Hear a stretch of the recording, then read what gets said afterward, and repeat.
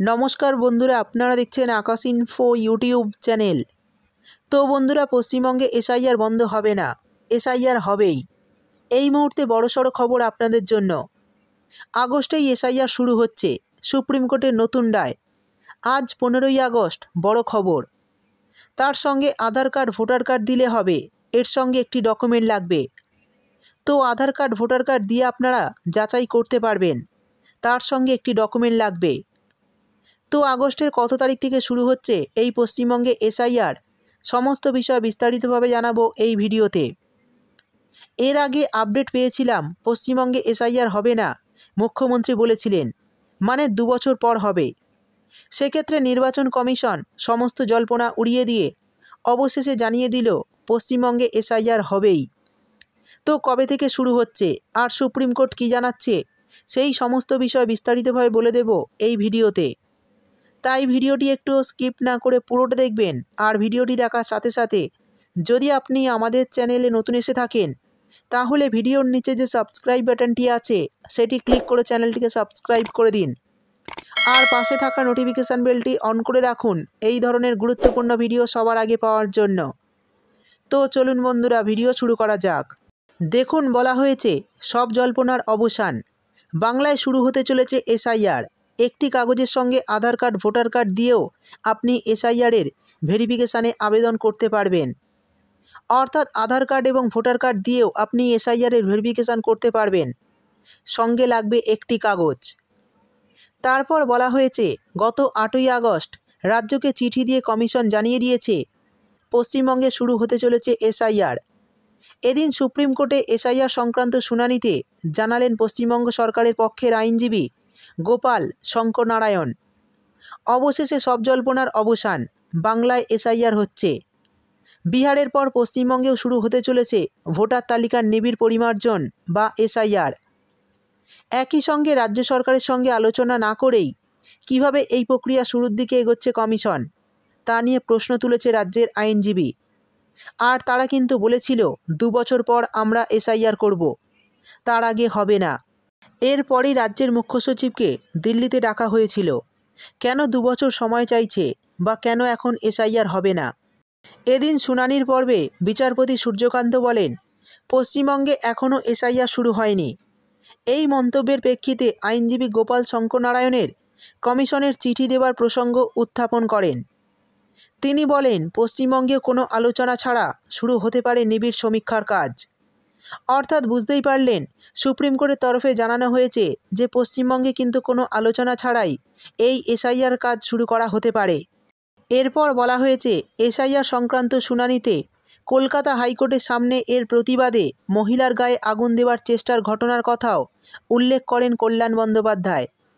তিনি জানান, রাজ্যে এই প্রক্রিয়া শুরু হয়ে গিয়েছে। যদিও কল্যাণের সওয়াল এদিন শুনতে চায়নি বিচারপতি। পরে বাংলার প্রসঙ্গ যখন উঠবে তখন তাকে যথেষ্ট সময় দেওয়া হবে বলে জানালো বিচারপতি সূর্যকান্ত। অর্থাৎ বাংলার প্রসঙ্গ যখন উঠবে তখন তাকে যথেষ্ট সময় দেওয়া হবে বলে জানান বিচারপতি। প্রসঙ্গত বেশ কয়েকদিন ধরেই জল্পনা চলছিল, বিহারের মতো পশ্চিমবঙ্গেও হতে পারে এসআইআর। সম্প্রতি নির্বাচন কমিশনের ওয়েবসাইটে 2002 সালের পশ্চিমবঙ্গের ভোটার তালিকার আপলোড করা হয়েছে।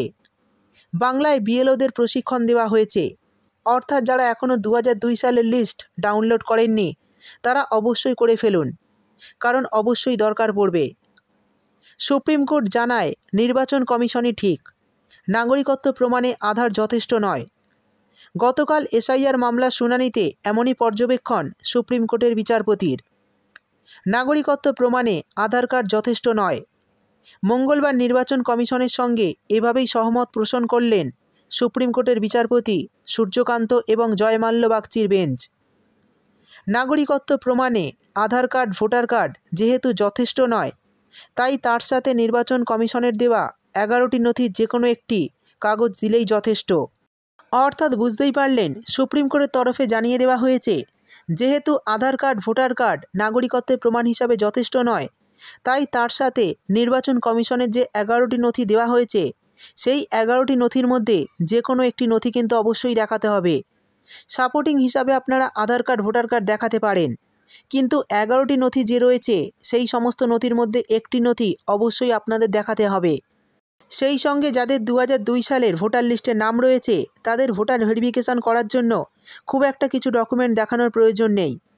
যদি আপনাদের ওই লিস্টে নাম থেকে থাকে তাহলে সামান্য কিছু ডকুমেন্ট আপনারা দেখালেই আপনাদের নতুন ভোটার লিস্টে নাম উঠে যাবে। এছাড়াও যদি কোনো অভিভাবকের 2002 সালের ভোটার লিস্টে নাম থেকে থাকে তাহলে তার সন্তানদেরও নতুন এসআইআর প্রক্রিয়ায় যাচাইয়ের জন্য বিশেষ কিছু কাগজ দেখানোর প্রয়োজন নেই। সামান্য কিছু ডকুমেন্ট দিলেই আপনারা কিন্তু নতুন এসআইআর তালিকায় নাম নথিভুক্ত হয়ে যাবে।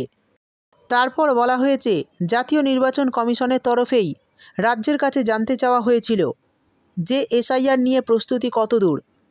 গত 7ই আগস্ট রাজ্যের মুখ্য নির্বাচনী আধিকারিক মনোজ আগরওয়াল জাতীয় নির্বাচন কমিশনকে জানান যে ভোটার লিস্টের নিবিড় পরিমার্জন করতে প্রস্তুত। সমস্ত জেলার তথ্য নিয়ে নির্বাচন কমিশনের রিপোর্টও পাঠানো হয়েছে, এমনটাই সূত্রের তরফে খবর। আদালত এখন এই বিষয়ে কী রায় দেয় তার উপরই নির্ভর করছে পশ্চিমবঙ্গের রাজনীতির ভবিষ্যতের গতিপথ।